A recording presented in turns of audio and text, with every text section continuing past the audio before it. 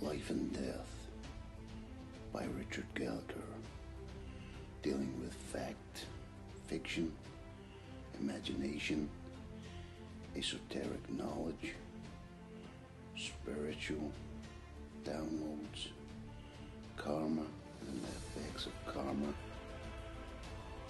life partners, soulmates, twin flames, chastity, chakra systems, evolution, culminating in the knowledge to equip you through life for a more prosperous life for generations to come. Get this book now on Amazon.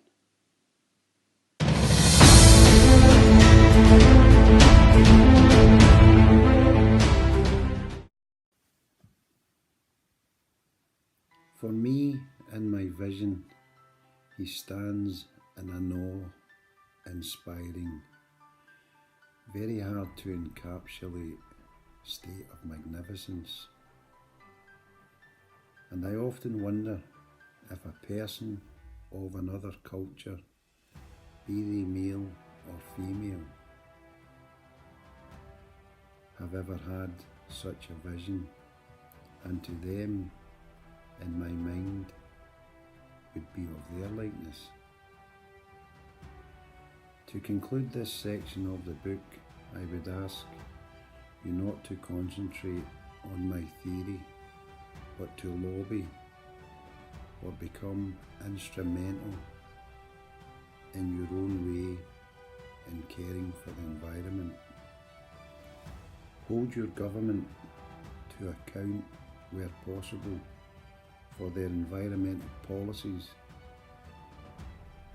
and also to help you to live a happier life, get into a state of gratitude. I'm not a door-to-door salesman. Do this and watch the transformation in your life take place.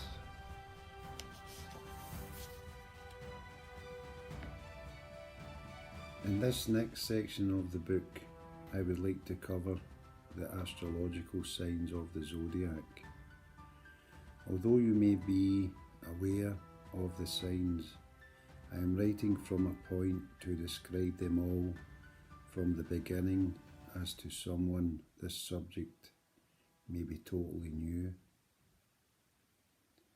There are 12 in total, and there is an annual order, but for the purposes of my writing, they will be written with associated elements, beginning with the water signs of Pisces, Scorpio and Cancer, then earth signs, Capricorn, Taurus and Virgo, then air signs, Gemini, Libra and Aquarius,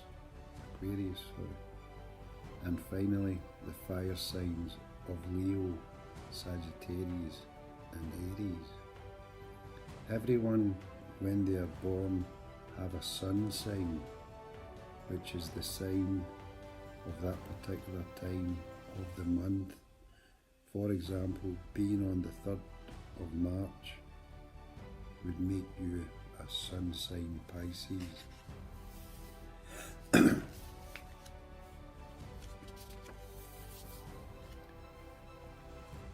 Here is a little piece of fun for you to do now if possible.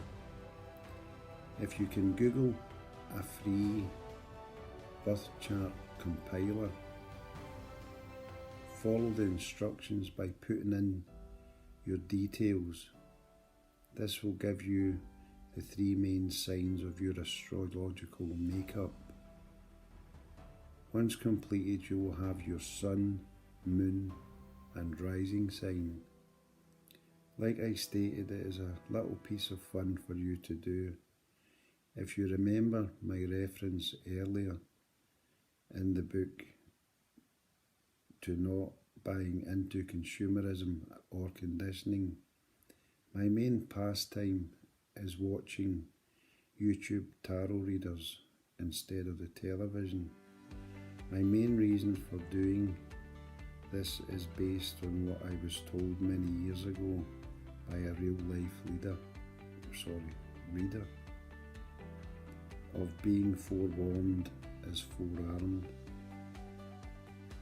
I have been doing this for the past 5 years, and I have built up many favourites and lived a happy life. By cross-referring the interpretations from various readers, if you decide to watch a tarot reader or the mini on YouTube, you will notice over time that many times reoccurring cards come through different readers. When this happens, take it as validation. The connection between astrology and tarot is as follows.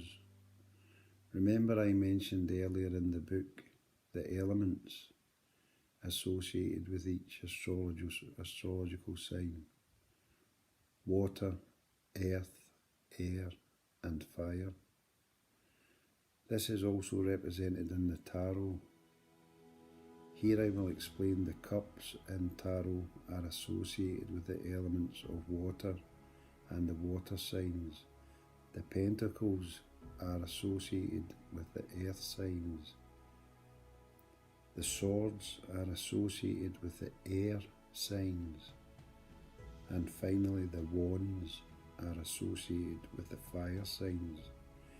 You will also notice that many readers bless their cards, meditate upon them, and call on the divine forces in the universe. It is not black magic, nor is it evil, as many would have you believe. Again, if and when you have the time, Google the history of the tarot. I have learned that it was outlawed and heavily frowned upon by organised religion because the tarot empowers the individual and makes them less susceptible to be brainwashed or led like a sheep. It offers self-empowerment and takes away from social conditioning or being a pawn in a bigger player's life by making you hate your neighbour, fight their battles and so on. Take politics, for example, where they demonise a race or culture, and because the average person is exposed to the media through newspapers, radio and television, public opinion, and if you give up your power to love, which is the strongest power in the universe, to these people, through being exposed, and join them in blaming and hating another race or culture for a societal issue or problem such as employment, housing, or for example, then you are perpetrating their agenda. Yet they, the politicians, are never affected directly themselves because you are instrumental in doing their bidding. I see it all of the time on social media such as Facebook, where there is a story that's made the news about a refugee deportation.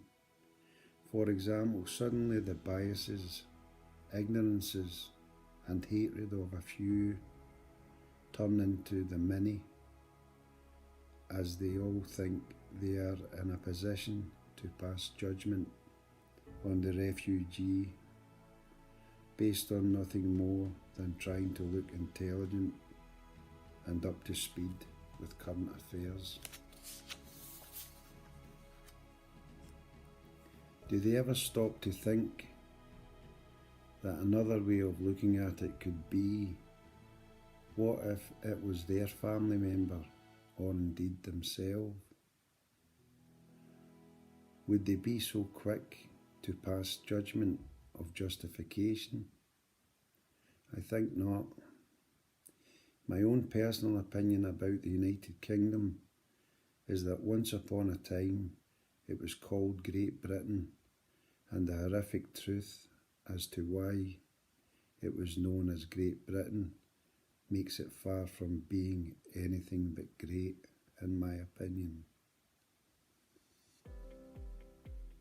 It is a fact that at one point in history, the British Empire owned 2/3 of the planet. Fast forward to modern day, and the aftermath of stripping of the conquered nations' pride and resources.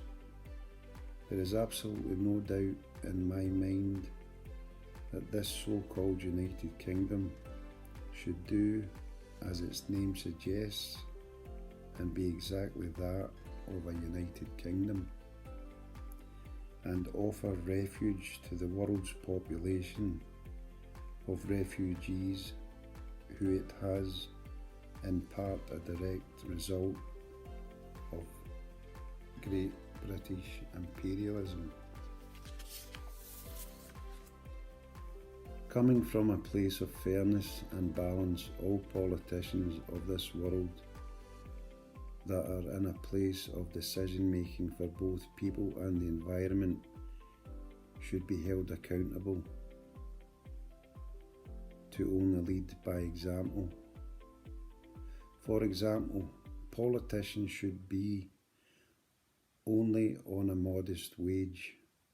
This would drive out those self-serving and driven by greed. Because when you think about a politician on hundred thousands of pounds or dollars per year, it's totally out of touch with the average man or woman they are supposed to serve. Ask for this to be implemented and watch the corrupt disappear. And if that was to happen, it could only be a good thing all round, with a more fair and balanced knock-on effect. Take for example a story I stumbled upon a while ago where a politician was receiving backhanded payments from a heavily polluting industry, and the results for the local economy was a direct result from his actions in the form of it hitting the tourism industry. Another example is simply the politicians who come from privileged backgrounds will never be able to comprehend the struggles of the everyday person who works, provides for their family, pays bills and tries to maintain a life which is worthwhile and makes sense. True, we live in an age of even more opportunities with technologies to help us live more fulfilling and happier lives. For example, this iPad and software which allows me to write this book. The one thing I cannot stand in any culture is the attitude as to do as I say, not as I do accountability. And fairness, as I mentioned, would level the playing field. To get back to the spiritual content of this book, which I would like to cover after my political tangent. But maybe if I did not address that, then who would, as most people readily accept things the way they are. Besides the esoteric knowledge discovered through the tarot, for those that do not know the meaning of esoteric, I will tell you it simply means knowledge known by the few. But in writing this book, I am taking this opportunity to share this knowledge with you.